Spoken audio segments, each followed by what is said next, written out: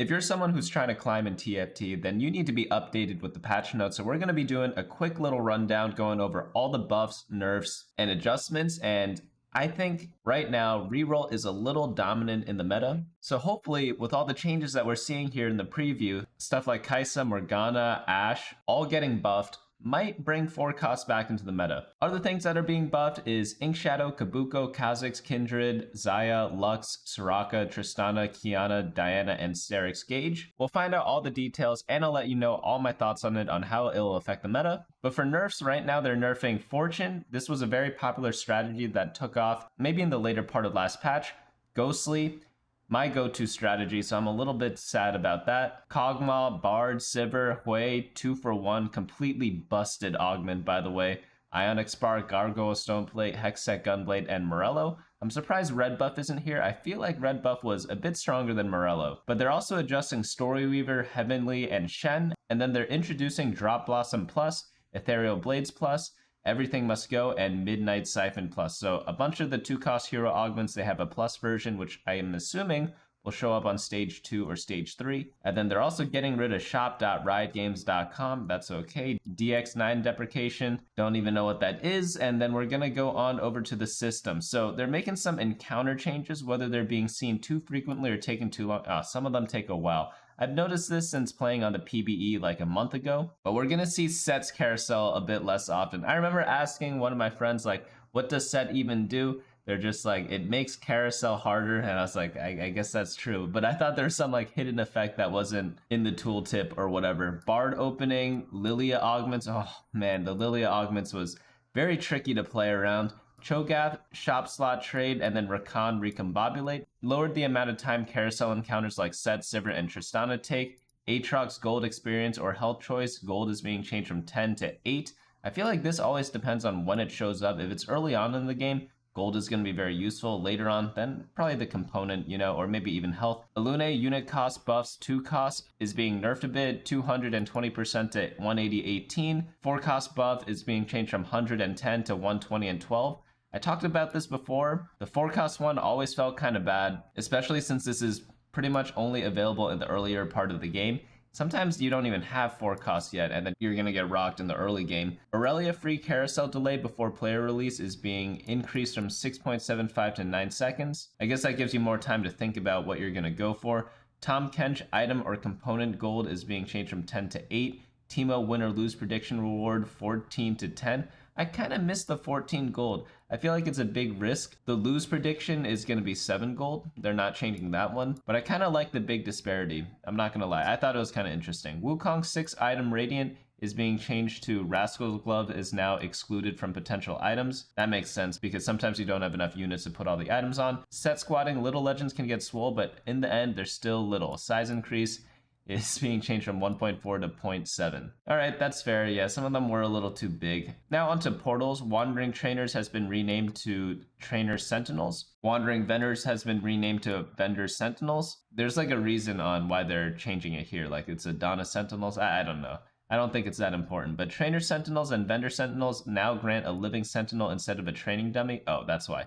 The Sentinel will wear and benefit from each of their attached emblems and support items. Sentinels are slightly stronger than training dummies and prefer not to be called dummies. They can move around, attack, and cast an ability, Sentinel Smash, that deals magic damage to their target, similar to a training dummy. They will star up and get stronger as the game goes on. Okay, small little change there. That way, if you get Invoker on your training dummy, it actually benefits from it. That's kind of cool. Wandering Trainer augments can now be offered in the Trainer Sentinels portal. So I guess they're still keeping the augments as training dummies, it looks like. And then Escort Quest augment can now be offered in the Trainer Sentinels portal and Vendor Sentinel portal as well. Next up, we have our loot changes. So Stage 2 Prismatic Orb Masterwork upgrade can no longer drop. I didn't even know that was a thing. I saw this a bunch, like, I think in later parts of the game, but never on Stage 2 in my games at least. And then 2x component anvils and 3 gold is being changed to 2 component anvils and 4 gold.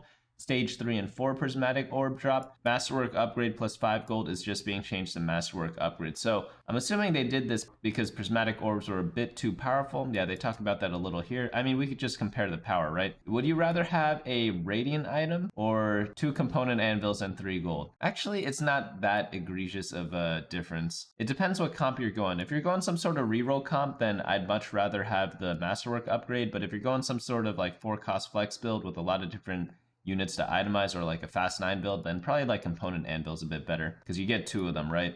Overall, it's not too different, I think. But now onto the large changes, like the impact these changes should have on the meta. This is going to be one of the bigger patches in TFT we've seen in a while. Typically at the start of sets this happens because there are a lot of changes, but honestly I thought the game state wasn't too horrible, you know, for a start of the set. I thought it was a pretty decent first patch compared to previous sets. But Fortune 7-piece luck bonus being changed from 30 to 25 lowered the value of 7 fortune orbs a little bit. It's hard to get to 7 fortune. I actually got to it once, but did not do well in that game. Ghostly damage per specter. Oh no, they're nerfing my comp. 5, 12, 20, 35 is being changed to 5, 10, 16, 32. And since you have like so many different specters, so at 4 ghostly, you have what, like 8 specters? 8 times 2, that's going to be 16% less damage. It's going to be even more when you're at 6 specters if they're all on the same target. And despite playing ghostly in half my games, I never actually got to 8 specters once. But this should definitely be like a very solid nerf. They did buff Kaisa a bit. She was in the preview as a buff, so we'll have to see if that's enough to compensate for it. Hopefully we see her in some Ink Shadow builds though. But Heavenly Wukong, attack speed bonus 12 to 10%. Heavenly Emblem, Omnivamp 3 to 6%. And then Ink Shadow damage amp and damage reduction 5, 10, 10 to 5, 10, 20. So going into 7, Ink Shadow is going to be a bit more of a buff. Ink Shadow, Tattoo of Bombardment, base AD and AS is being buffed up. Tattoo of Force, this was always the weakest one in my opinion, 30 to 35. Tattoo of Fury, 25% to 30%. Toxin poison damage, 33 to 44. Wait, they're buffing this one? I thought this one was already insane good. Are they just buffing all of them so that people are forced to play Ink Shadow next patch? That could be the reason why. Tattoo of Vitality, percent HP heal and damage 2.5 to 3. I didn't really like this one either. Maybe like Force is the worst one, and then Vitality second worst one in my opinion.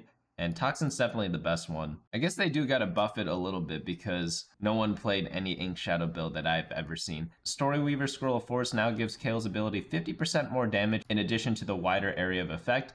Toma Power Damage Amp 10 to 20. Talisman of Speed 15 down to 12. So I believe they're buffing the blue one. I actually don't know all the names of them. I just know as blue, red, and green, but luckily Teamfight.lol exists. So they're talking about the Scroll of Force. This gives Kale's ability 50% more damage in addition to a wider area of effect. Okay. Toma Power, that's going to be the big blue one. Kale deals 10% more damage. When she casts, she fires 2 waves. The speed ones, which are the red ones, are being nerfed. The green one, Shred, 30% to 20%. Keep in mind, Last Whisper and Static Shiv, these things reduce resistances by 30%. So now you might still want to build those items since they do give additional Shred if you do want even more in the late game. Storyweaver 3, Kale on hit magic damage is being nerfed a bit. Ability cast damage nerfed a bit as well. And then 5, this one is going to be nerfed at 3 champion star levels, I believe. That's the only one that's changing. And then at 7, it has that same nerf as well. And then now let's move on to units tier 1s. Kabuko's ability damage is going to be changed from 10 to 15%. This might affect Kabuko reroll or like Kabuko's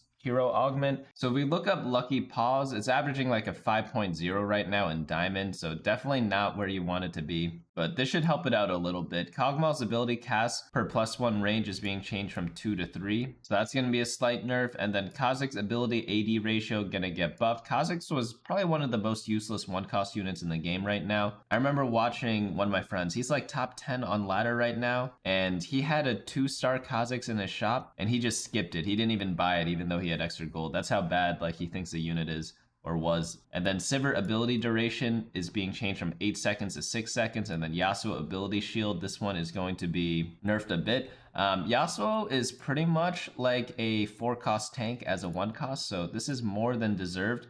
You have 100, 110, 125% armor and MR that's being changed to 50, 60, and 75%. So more than fair because that ability was complete bonkers. You'd go like triple Gargoyle Stoneplate on Yasuo, solo frontline him, and even at 2-star, he could tank some late game teams for like a very long time.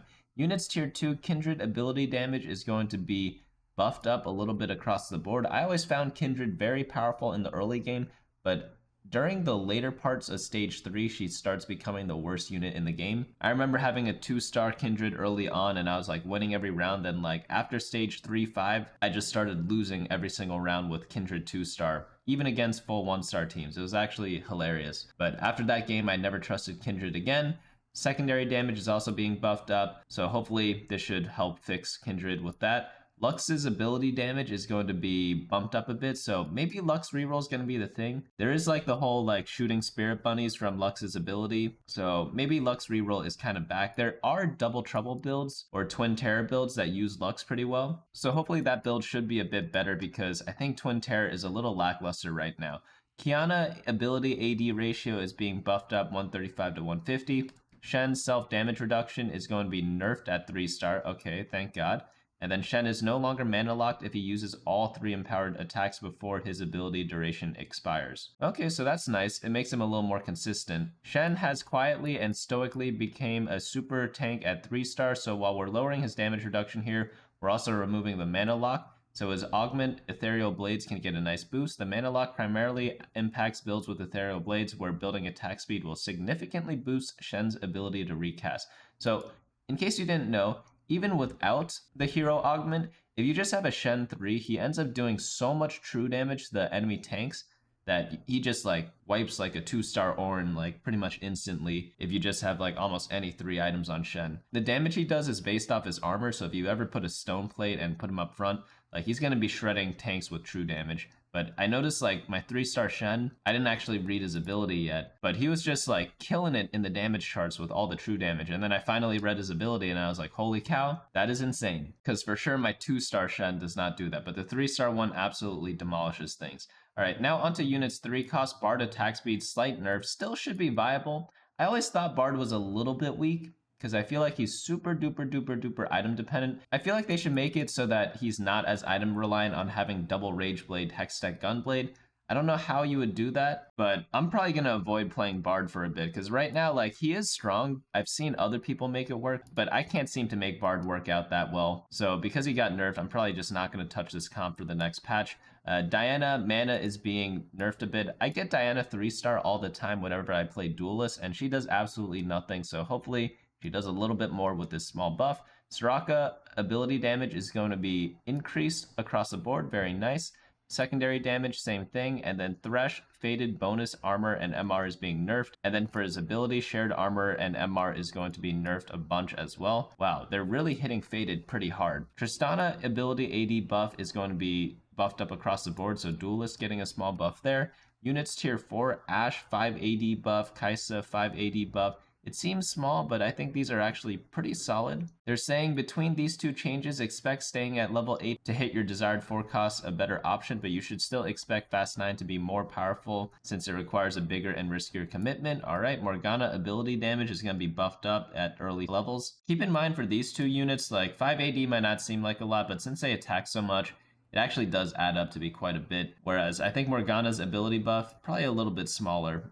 But Morgana's already pretty solid because she provides such a good buff for her whole team. She lowers the attack speed of enemies by chilling them a little bit. I think it's like 10% chill. Units tier 5, Hui's ability damage is going to be nerfed a bit. 200, 300, 2000, 180, 270, 2000. Hui's ability and healing is going to be nerfed a bit as well. So overall, one of the most versatile 5-cost units. Hui can be played in pretty much any comp, and you could always get him to like print units for you, which is always really nice. Xayah AD being buffed up a bit. Xayah is like such a useless unit. I play Xayah a lot because I play trick shots a bunch with Kai'Sa, and I've never seen Xayah do anything. Even 2-star Xayah. I don't know if this 5 AD is going to be enough, but let's move on into the augments. Drop Blossom Plus now has a plus version on 3-2 that gives a 2-star Nico. Ethereal Blades has a plus. Wow, okay. That is a big, big, big buff. I wonder why it's a 2-star and not like 2 copies. I guess you could go for it if you have 0 of them now, but if you just randomly have a 2-star Shen and then you get 3 more copies, like, holy cow, isn't that just like an insta-win? I guess you might not have the perfect items for it, but I'm assuming this is going to be very good and they're going to perform very well. Everything Must Go has been re-enabled, previously playable on PvE. Fine Vintage no longer counts PvE rounds. Fine Vintage is so cringe, man. Okay. But I think they're nerfing some of the support items as well, so we'll have to see. This also gets rid of the APM check, where you have to get your items off the neutral round and then put them on a unit, build an item, sell it really quickly. So at least it improves that, because I think they like taking away all APM checks from TFT. Midnight Siphon now has a plus version, same thing. Midnight Siphon max health, additional ability damage 20 to 25% at what cost has been disabled. Did they say why? It proved to be very powerful augment early on in our data, but as the meta and player mastery progressed, the augment dropped off significantly. Yeah, that's true. I noticed at the very beginning of the set, it was performing very well in the data, but I checked it recently and it was like, whatever. I don't remember it being like horrible or anything, but apparently they're going to nerf it, but because of the way like the patch process works, they are just going to pull it instead and work on it for the next patch, I'm assuming. 2 for 1 no longer available at 2-1 and is now offered at 3-2. So if we look at 2 for 1, its average is 3.72. Holy cow. The data in stage 3, I believe this only happens because of the Lilia augments, where she randomizes the order. So it would look like it's the second augment, even though it occurred in stage 2. I believe this could only be offered in stage 2 before, but now it can only be offered in stage 3. Now onto items. Gargoyle Stoneplate base armor and MR is being changed from 35 to 30. Yeah, the most popular tank item. The thing is, like, I remember they played with changing the values by 5 before, and then it became the best item, and then the worst item, best item, worst item, best item, worst item. So I wonder if they should just make it 33 or something like that, or 32. Because I don't remember what set this happened in, but this same exact change happened. I don't remember the exact numbers, but they changed it by 5, and it became the best item and then the worst item. So I guess we just don't build this item for a while, unless you truly only have like 1 or 2 tanks in your comp. Hextech Gunblade, Omnivamp, 22% to 20%. Yeah, everyone built this. It's just really good in the backline right now because there's a lot of ways to hit the backline. Aurelia is very popular. Hui is very popular. Udyr runs to your backline, hits them. Yone, like so many ways to damage the backline. So you need some healing. Ionic Spark health being reduced a bit. I did not know Ionic Spark was OP. They don't really talk about it here. Okay, whatever. Morello, attack speed being nerfed a bit. Oh, I guess since they buffed Morgana, they're kind of scared. Okay. Sterix Gauge, HP gain 20 to 25%. I'm surprised again that they don't mention red buff. I feel like that item is like really good at spreading the wound and anti-heal as well. Support items, Aegis of the Legion attack speed 30% to 25%. Zizirot, Portal Void Spawn attack speed being nerfed a bit. Void Spawn armor and MR being increased, so they're making Void Spawn more of a tank. Void Spawn no longer scales base AD with stage, only with star level, and then Zizirot Portal Void Spawn now stars up to 2 stars on stage 4 and 3 stars on stage 5+. Void Spawn total AD per stage is being changed to 80, 80, 173, 225 to 80, 80, 120, 180. So pretty decent nerf there, especially in the later parts of the game. The biggest one being 173 to 120. That's about like 30% nerf approximately. But I still think Fine Vintage might be nice. It was doing really well if you knew how to use it. But it was actually kind of hard to execute. It's kind of like one of those like 1st or 8th type of comps, because whenever I see other people take it, they either win the game or they like bleed out really early, because sometimes it's hard to stabilize in the mid game. But I think it might still be viable. If we look at Fine Vintage and Master Plus, it's a 2.86. If we go to Platinum though, 3.93. So like as you get better and better, the augment becomes better. At Gold, it's only 4.14. So it's still good at all elos, but it's definitely going to be better the higher rating you are, because it's a little bit difficult to execute. I had a game earlier today where 3 people went Fine Vintage and they went 1st, 2nd, and 8th, which is a positive result, right? It's above average, but like it was just funny that it's the top 2 players and the 8th place player. But next up we have are the Radiant items. Covalent Spark health nerfed a bit, zap damage nerfed a bit, Crestus Cinders burn damage 3% to 2%.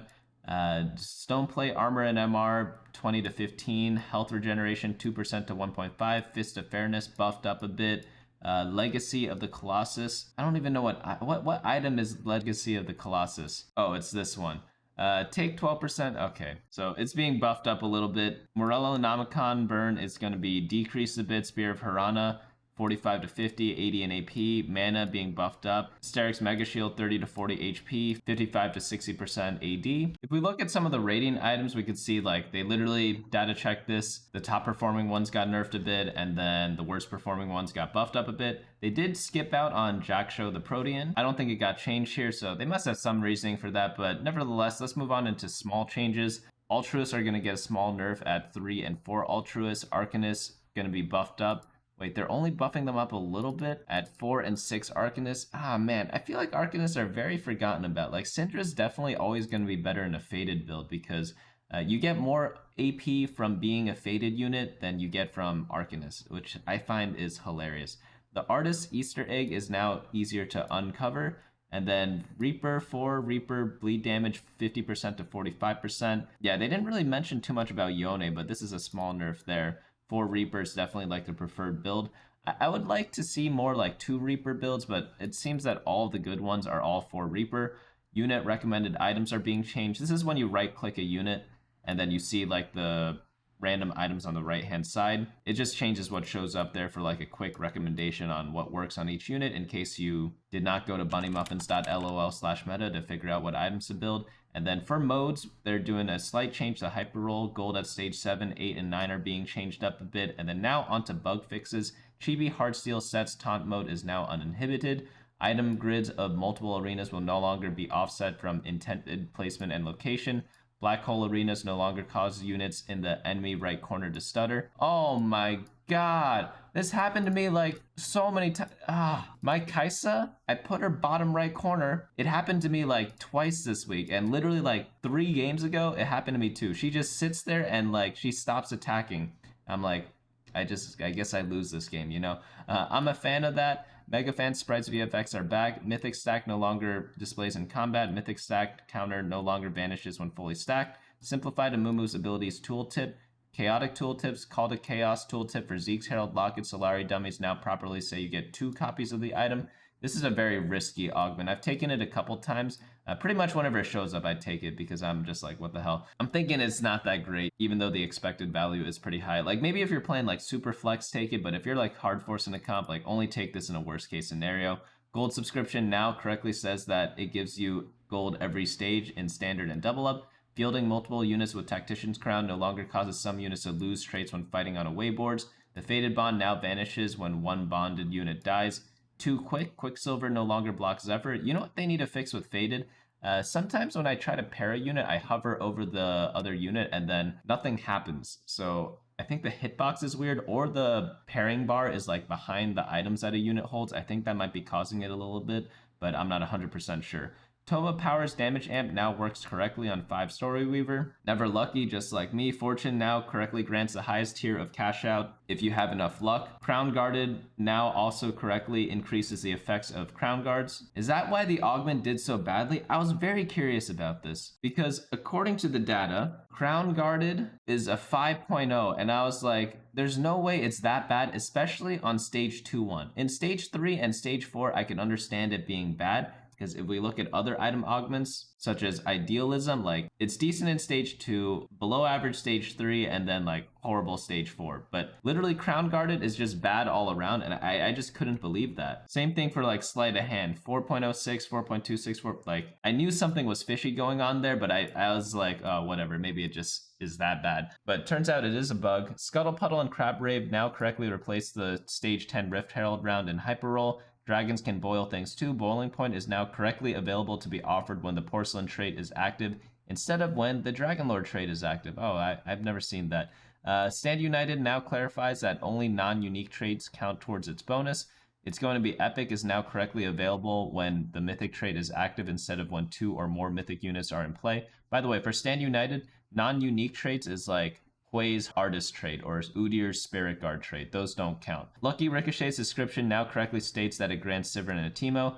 I guess we hate fun now. After Lysandra puts Tibbers in a pot, he no longer comes out as Annie riding on another Annie's shoulders. Hilarious. Fine Vintage will no longer be offered when a player has Slammin'.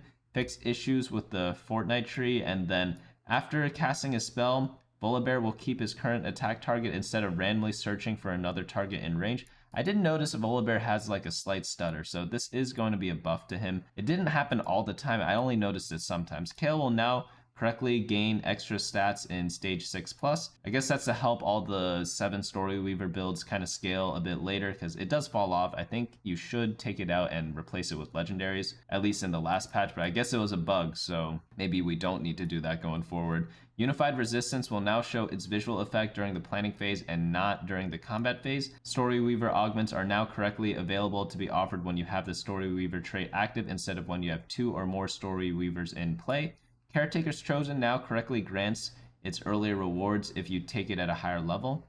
And then Zaya's ability no longer sometimes fails to ricochet with Trick Shot alive. Okay, so lots of changes there. This was a decently big patch. It wasn't like the biggest patch ever, but I think the major changes to the meta, obviously Ghostly, rest in peace, man, but it's probably still fine. Like the Kaisa buffs, I would say, are not enough to compensate for the Ghostly nerf. So overall, that Ghostly Kaisa comp definitely going to be weaker. Some augments that I think they probably should have touched is Slammin', and I was reminded by it because we read over some of the bugs. But if you just look at Slammin' and Slammin' Plus, like I don't know how Slammin' Plus is even allowed to exist. I feel like it's just like a better version of Slammin'. Maybe it should give like 10 XP instead of 12 XP. It feels very good. Okay, the data disagrees with me because it's 4.37 versus 4.34, but it's essentially the same thing, but I think it's better because you don't limit yourself for like a whole stage. Bard, I think I'm going to avoid that comp for a little bit. It's still going to be viable for like the Bard experts, but since I'm not a Bard expert, I only play it when I get like a ton of Bards and Tom Kench's. I'm probably not going to use it too much after the nerf. Also, like a small attack speed change when this person builds double Rage Blade is a huge nerf, even if it seems small. But hopefully 4 costs are going to be in. I want to see some Ink Shadow builds. I want to see some sniper builds with like maybe 4 sniper Ashe. You do have to be careful about buffing Ashe and Lux because I think Amumu is an incredibly good unit, but he just so happens to not have the best traits. So be very wary of that. Same thing with Annie. Annie, I think, is the best tank at 4 costs, but because no one's playing Invokers, like she's not being used that much. But maybe this one you can build some like Ashe builds, or maybe even do like a Lilia plus Annie build somewhere. I am surprised that they buffed Duelist. I thought Duelist was pretty strong already. Tristana did get bumped up a notch. Let's see if I'm missing anything else. Alune, I guess they only touch her encounter. That's not actually Alune the unit. But I think that comp probably needs like a little bit of love. Most people don't even play Umbral when they play Yone anymore. They go like 4 Reaper plus Heavenly. So I would like to see some love to Invokers. I'm not sure what it would be, but maybe a little bit of something. Maybe buffing one of the units slightly. Maybe making the early game a bit more accessible. I don't know. In fact, they got nerfed a bit because Kog'Maw's a bit weaker. Kog'Maw's an Invoker. I almost forgot about that. But overall, I'm hoping less reroll, a bit more 4 cost, maybe play around level 8, maybe like some more rolling diversity. Right now, I'm like pretty much, if I'm re-rolling, I only roll at 1 level. If I'm doing like a fast 9, I might roll a little bit at level 6, but I've never done like a level 7 roll down whenever I'm doing like fast 8 or fast 9. Even just like rolling like twice or something, you know? So hopefully some of these changes kind of like encourage that a bit more, because I think 4 costs are fun, and like we haven't seen too many 4 costs in the past 2 weeks. But that's going to be it for me today. Hopefully you all enjoyed this video. We will be coming out with a meta snapshot on Friday, so if that is of interest to you, keep an eye out there on the YouTube channel or on the website bunnymuffins.lol.